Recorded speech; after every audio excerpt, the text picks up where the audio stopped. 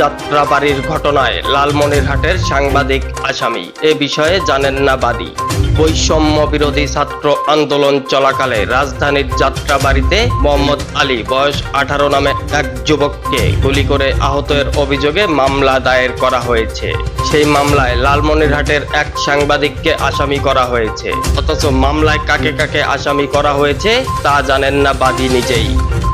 গত বৃহস্পতিবার ঢাকার চিফ মেট্রোপলিটন ম্যাজিস্ট্রেট CMM আদালতে মামলার আবেদন করেন মোহাম্মদ আলীর বাবা মমিন মিয়া।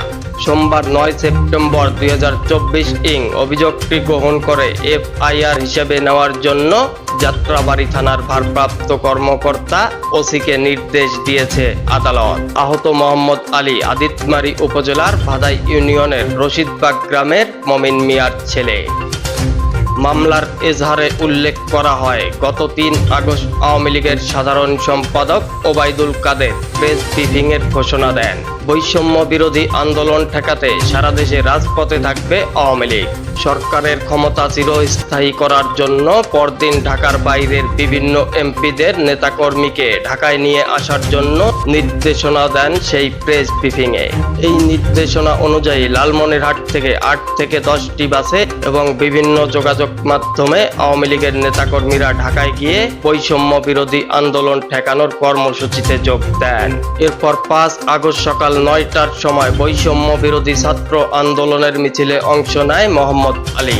যাত্রাবাড়ি মাছের আড়তের সামনে সড়কে ছাত্রলীগ, যুবলীগ ও পুলিশ তাকে গুলি করে। এতে আহত হলে ঢাকা মেডিকেল কলেজ হাসপাতালে ভর্তি করা হয় তাকে। কয়েকদিন চিকিৎসা নেওয়ার পর গত 13 আগস্ট মোহাম্মদ আলী সুস্থ হয় এবং পরিস্থিতি অনুকূলে না থাকায় মামলা করতে দেরি করা হয়েছে বলে আমাদেরকে জানিয়েছেন। এই মামলায় শেখ হাসিনা, ওবায়দুল কাদের, আসাদুজ্জামান খান কামাল সহ 83 জনের নাম উল্লেখ করা হয়েছে। এতে বাংলা ট্রিবিউনের লালমনিরহাট প্রতিনিধি ফারুক আলমকে 80 নম্বর আসামি করা হয়েছে। এ বিষয়ে জানতে চাইলে মামলার বাদী মমিন মিয়া আপডেট টাইম লালমনিরহাট অনলাইন অনুসন্ধানী নিউজ টিমকে বলেন, মামলাটি আমি করেছি ঠিক, তবে অনেকের সঙ্গে কথা বলে আসামিদের তালিকা করা হয়েছে। তালিকায় কার কার নাম আছে ঠিক জানি না আমি, এবং এই মামলায় সাংবাদিকের নাম থাকার কথা নয়। আসামিদের তালিকা কে করে দিয়েছেন জানতে চাইলে তিনি বলেন, অনেকের সঙ্গে পরামর্শ করে করা হয়েছে, বিষয়টি আমার ভাইরা জানেন। এ ব্যাপারে মমিন মিয়ার ভাইরা এই মামলার সাক্ষী রবিউল ইসলাম বলেন, আপনার নাম কিভাবে এজাহারে ঢুকলো তা বলতে পারছি না। যদি নাম থেকেই থাকে তাহলে আমরা দুঃখ প্রকাশ করছি। এখনো আসামিদের তালিকা আমি দেখিনি, দেখার পর এটি সংশোধন করা যাবে। আদালত থানাকে FIR ভুক্ত করতে বলেছেন। পুলিশ তদন্ত করে চার্জশিট দেবে, তখন কে কে অভিযুক্ত তা নিশ্চিত হওয়া যাবে বলেও জানান তিনি। স্থানীয় সাংবাদিকদের সঙ্গে কথা বলে জানা গিয়েছে, ভাদাই ইউনিয়ন আওয়ামী লীগের সাধারণ সম্পাদক তপন কুমার ঘোষ ও স্থানীয় স্বেচ্ছাসেবক দলের আহ্বায়ক রনির যোগ সাজশে মামলার এজাহার তৈরি করা হয়েছে। উক্ত অভিযোগের বিষয়ে জানতে চাইলে তপন কুমার ঘোষ বলেন, আমার কাছে একজন মামলার কপিটি পাঠিয়েছেন। এতে কাকে কাকে আসামি করা হয়েছে তা আমি জানি না। এজাহার দেখার পর আমরা বিষয়টি বলতে পারবো।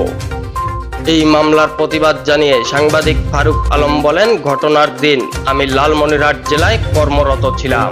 তখন বৈষম্য বিরোধী ছাত্র আন্দোলনে উত্তাল ছিল জেলা শহর। সংবাদ সংগ্রহের জন্য ছাত্র সমন্বয়ক, বিএনপির নেতাকর্মী, পুলিশ ও জেলা প্রশাসনের কর্মকর্তাদের সঙ্গে মাঠে ছিলাম আমি। জেলার সব মহলের লোকজন বিষয়টি জানেন। সেদিনকার জেলা শহর ও সরকারি দপ্তরের CCTV ফুটেজ দেখলে প্রমাণ পাওয়া যাবে আমি লালমনিরহাটে ছিলাম। জেলার বাইরে যাওয়ার কোনো সুযোগও ছিল না, অথচ আমাকে যাত্রাবাড়ির ঘটনায় মামলার আসামি করা হয়েছে। এই মামলার প্রতিবাদ ও তীব্র নিন্দা জানাচ্ছি আমি।